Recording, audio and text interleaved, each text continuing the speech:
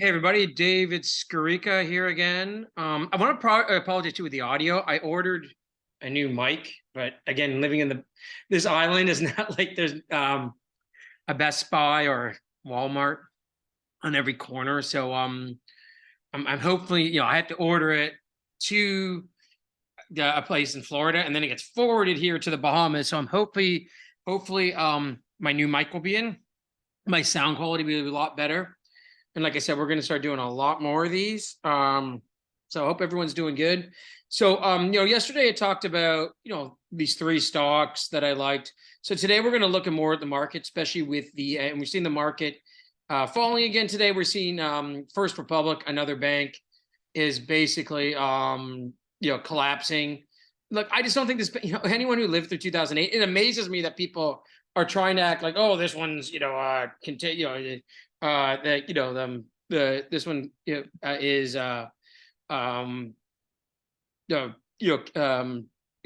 there's no contagion. So this is one of the First Republic. This isn't the actual stock. This is one of its class of shares. But you can see the total collapse here, and then they acted like they had bailed it out here, and now they had earnings. Basically showed there had been a big run in assets. So there was another run. And the problem with banking runs is what happens is we're going to look at the BKX. First of all, you can't have an expansion in the economy without the banks participating. That is just not going to work, because you need credit flowing. You need people to have, confidence in their banking sector, et cetera. So, we can see here the BKX is now, this is a 20-year chart. Not obviously near the lowest here, but really now it's done nothing since about 2008, and other than that kind of like period of 2009 to the early 2000s, really kind of never, it's near the almost the low end of its range. Like it's only about 20% away from its lows in 2020. So, and this is the major banks. So if we go look at like a regional bank, let's go look at the regional bank index here. We can see again breaking down over 5% today. And like to me, what this means is that credit, and you can see now again the lowest levels really since that 2020 crisis. This means that credit is going to dry up, and then there's going to be runs in other banks. Because what happens again, to get back to these bank runs, you go look at like the classic bank runs, especially in the 19th century to the 1907 panic. Because what happens, a few banks would go down, and then people would take their money out of other banks because they didn't know which ones were solvent and just wanted their money out. So probably what's going to happen now, even though the prices of these major banks are going under, people probably will move money into the Wells Fargos and JP Morgans because they'll see them as being, you can see even though JP Morgan's down today, it's the top end of its range. People will see them as being more solvent. I think the United States, if this regional banking crisis really gets out of control, what may happen is the United States may end up looking like Canada, where you've got 5, 6 major banks, and they basically have all the assets, and the regional banking almost dies. Like this is a stock we have started talking about shorting. I started talking about shorting this we did it in 2015. It tanked in early 2016. This does a lot of loaning out. So the thing is about shorting that makes it difficult, as you can see, when I started talking about it in 2015, when it was about $60 a share, $50, $60 a share, the stock is now lower than it was then, but it's had these big moves up to over 100 and then down to 20 and then, back up, blah, blah, blah. So, this actually is going to relate to oil production in a second, but the problem is you're going to see runs on these kind of banks. And if you go look at the fracking boom that's happening in the United States, stocks like this or BOKF, these are the banks that have really led the loaning to the frackers and the oil and energy. And then gas, and because these things are located in the Midwest or Texas, they're really related to those industries. Like, you have all these workers, that's good paying jobs when you work on an oil thing, right? So all of a sudden, all these workers are making, hundreds of thousands of dollars a year, and then they have credit cards and they have bank loans and lines of credit and house loans and car loans and all these things. And basically, so I'm just sipping on some water. So basically, when they have all these things, it's like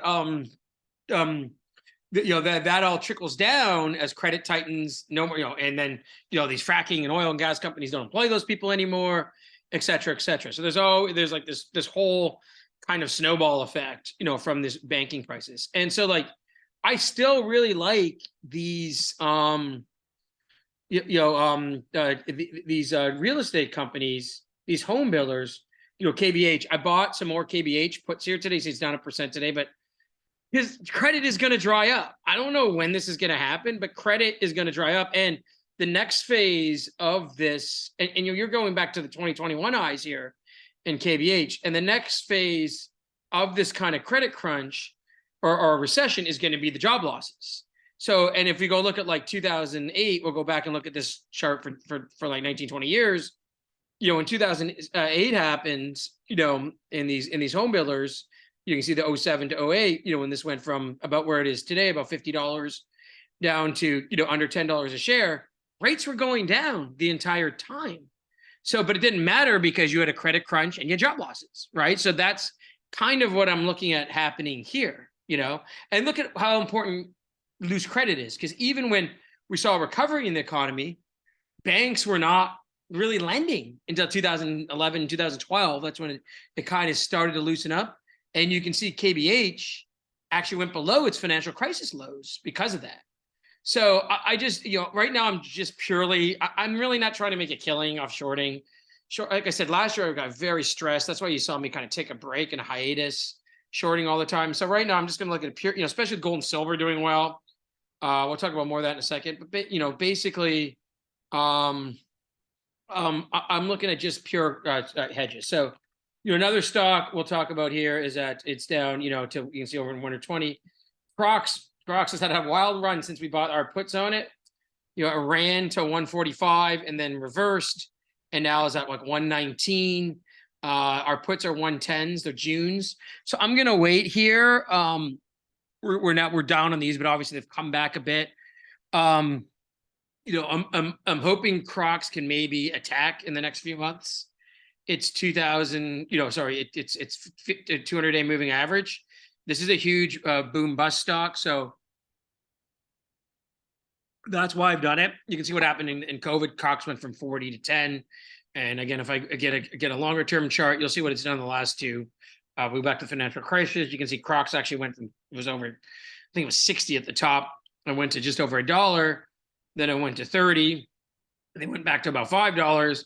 Then went to 40, and then went to $1. So this stock I actually want to trade. Like, if we have a huge bust in the economy and CROX goes to $10, yeah, man, I'm all over it, right? So so it's not, I'm just not gonna be a perma bear in this stock, but the thing is, this is a very leveraged boom and bust kind of stock, right? So that's what I'm looking at here. And again, if we go now let's go look at gold and silver. It looks like from these crises, gold and silver are really seeing bids. You can see the GLD is up, nearly $3, which equates to about $30 in gold.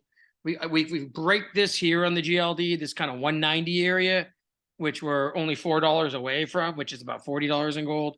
We probably will begin to break out again, but the real key on GLD is going to be more like this 195 up here, which equates to about 2,100 in gold. That's the real key, not so much. I know 2,000 is a nice round number, but really at 2,100 is when gold will really break out. We look at the SLV, you can see silver's a little further away, but this 27 on the SLV, which is closer to 30 on silver, that's the real key here. So that's it. But it looks like, I think it's positive that gold and silver are seeing this kind of flight to safety while every time we have these rumors of banking thing. So what's going to have to keep happening, JP Morgan took over First Republic. We're going to have to keep seeing these major banks take over these small regional banks. And the FDIC has their fund is about $133 billion to backstop these kind of banks. Supposedly with this recent bank kind of decline, they've now gone probably between 30 and 40 billion, gone through 30 and 40 billion on this. Okay. So that essentially means that they have like 80 billion left, right? So, and we all know that the bank bailout in 2008 was, over 700 billion. So once they go through that 100 billion, they don't have money left. And I just don't think there's a taxpayer, like there is like a wherewithal or the support for another banking bailout. And I think the two things that could be at risk here is all this money they're sending to Ukraine. And I don't really ever comment on the war, but I think the amount of money they're sending is quite ridiculous. And and the back, and if you get into a recession where people are really hurting and losing jobs, I just don't think there's going to be the support for either one of these. And I think one reason the Fed is still, we'll talk about the Fed now, looking at raising rates tomorrow. Now we see that the 10-year bond is down in yield today, but let's go look at the three-month Treasury, the IRX, which is now 5%. Basically pricing in the move, actually 504 to 525. I do think that tomorrow will be the last rate hike, especially with this banking stuff that's going on. But like I said, I think the rate hikes, higher rates become less relevant for the economy because we could be entering a credit crunch here, and we're going to enter the job loss phase of this economic cycle. Sorry, just take another sip there. So I think that's done. If we go, let's go look at our Fed thing. We can see still an 87% chance of a rate hike tomorrow. Let's go out to July. See, we can see July, there's actually a 40% chance, actually over 50, 46% chance essentially that the rate hike could be taken back. And then let's go out to December, which is basically the end of the year. But at the end of the year, you can see, actually, we add all these numbers up here. It's a 90% chance that there'll be at least 50 basis points in rate cuts, and actually nearly 60% chance that there'll be 75 basis points. So that just tells you what the market is thinking right now. So anyhow, so that's kind of where we are tomorrow with the Fed. But again, and now let's go look at the S&P. You can see it kind of topping here. Again, at the high end of its range. So the question is this just resistance, or will we actually top? But if we top here, this is probably going to lead to a very large decline lower. And right now, it's kind of reminding me of 2001, 2002, and 2008. So let's go look at all of those. First of all, let's look at 2008. We're going to look at 2007 to the end of 2008.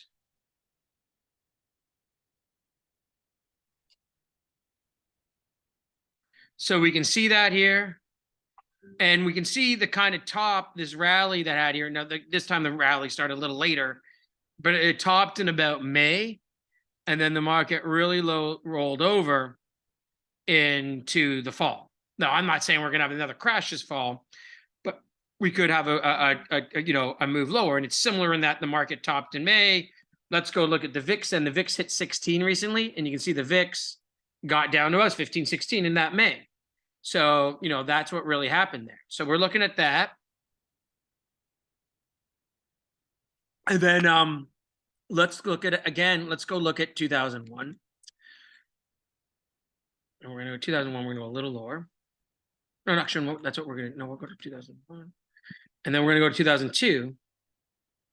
So what we're going to see, what the VIX, and you see the VIX in these bear markets gets into about the mid-teens and the market tops. And again, I'll show you the VIX currently at the second. But again, we can see both these rallies. We had this big decline here into about September, October after 9/11. This move, and it took quite a while for the market to top out. Now, the topped out a little earlier, topped out in March of that year. But again, slowly began to move lower, and then into the summer, really tanked. And then you can see the S&P went from over 1150 to 800. That's a big move. That's 350 points. That's 30%, anyhow, so that we can see that there. And then here, and actually, once again, I want to go a little further back because I want to show you the rally that happened in 2001 as well. In 2001, we can see that, again, the market, this rally's been going on. The rally wasn't as long then, but again, it peaked in May, and then the market, fell from about 1,300 on the S&P to, about 950. And that's, again, a 350 point move. That's over 20%. That kind of move this time, these kind of moves this time would take the S&P to like 2,700 to 3,000, so very, very, again, kind of similar. Both of these, you got these rallies, and then, now we're going to look at the S&P currently, and then the peaks happen between March and May, and then the market kind of rolls over into the summer and fall. And now we're going to get like more longer term charts. So we can see this here, and we can see, the rally, the bottom this time was October, and we can see this kind of double top potentially around 4,200. So we're going to have to see this double top sticks, or do we get one more move higher? I don't know, right? But dude, does this stick? And like the thing that has me worried that this is a top is the VIX. You can see the VIX, and we never got a real panic on the VIX in this bear market in 2022. We got them to the mid 30s, but again, if you go, I'll show you what 2001, 2002 looked like in a second.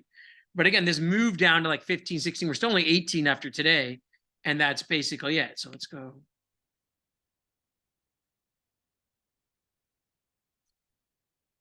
So we can see here, and we can see this move. 2008 obviously had this move here, and then and then and then here, and if you look at these moves here, even 2015, 2018, 2011, these moves were to about 40, about 50. We never saw that kind of panic on this move lower. So I think that's another tail sign. But if we go back, we're going to go back a little longer so we can see that move in the early 2000s, and we can see 1999. And again, you can see these kind of moves, first of all, look at these panics again to about 40 to 50. But again, look at these tops of the bear market rally in the summer of 2000, in mid 2001, in early 2002, about this kind of level here, this 16 to like 18, 19 level on the VIX. So I think that's another warning sign here. And note that once you start the bear market, like we kind of did in 2021, you're going to have these higher moves on the VIX. So I think that's what we're seeing. And so I really like the home builders, because I don't know why the home builders are holding up like they are. I think it's an algo trade. Housing starts are still way down, even with this recent, move down in interest rates. Because you got to understand, with where home prices are and where interest rates are, even coming off their highs, owning a monthly mortgage payment combined with the higher amount of mortgage you have to take off, and the higher and the higher interest rate has basically doubled from 2019. So it's unaffordable. So housing is still going to roll over. The timing is always the problems on these things,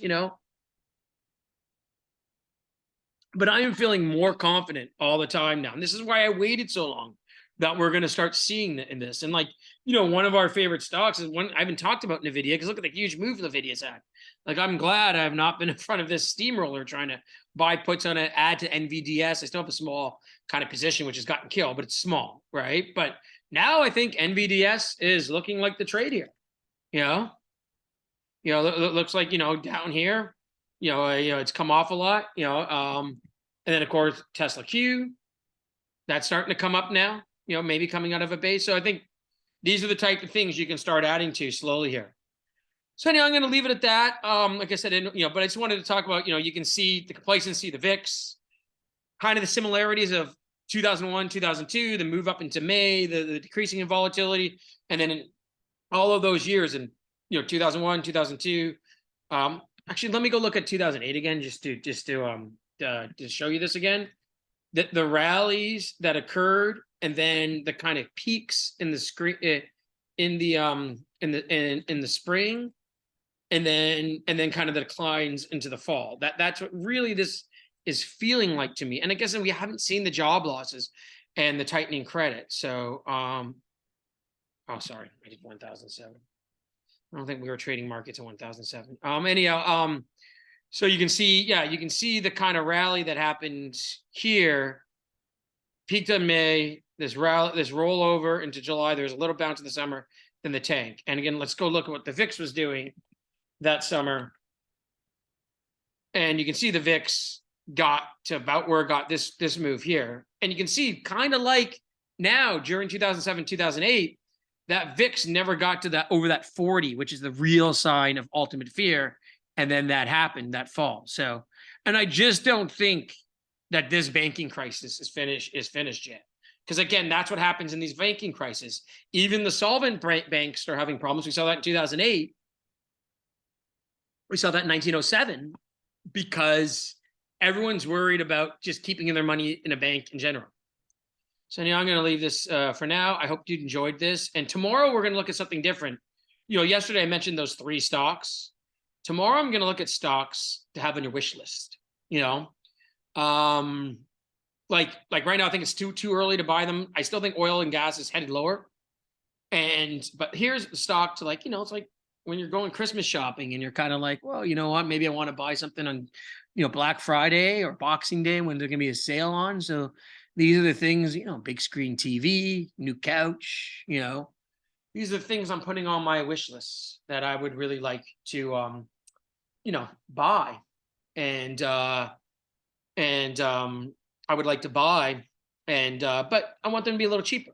That's what we're going to look at tomorrow. So I hope you appreciate me being more active. So basically, you're going to get this for free for the next 3 months to make up for, you know, me taking that little break. I don't know in July if I'll have as many updates. I will be in Europe, but maybe in Europe will be better because I'll be waked up in the morning. Where Europe is 6 hours ahead. I'll wake up at 9 a.m. It will be 3 a.m. and you know, in the States and Canada on the East Coast. You know, it'll be 6 hours for the markets open. So I have to look at the markets and I'll be able to do updates, you know, when I get up every morning. I don't think I'll wake up at 9. I'll wake up probably more like 7 or 8, but maybe do the presentations around 9. So, and then when I get back, I'll be back in the Bahamas after that Europe trip in early August. So probably early August, I'll start relaunching everything. So, but there's no hurry on that yet. So I really hope you've enjoyed these last 2, and I'm going to have more of these going forward. Thanks.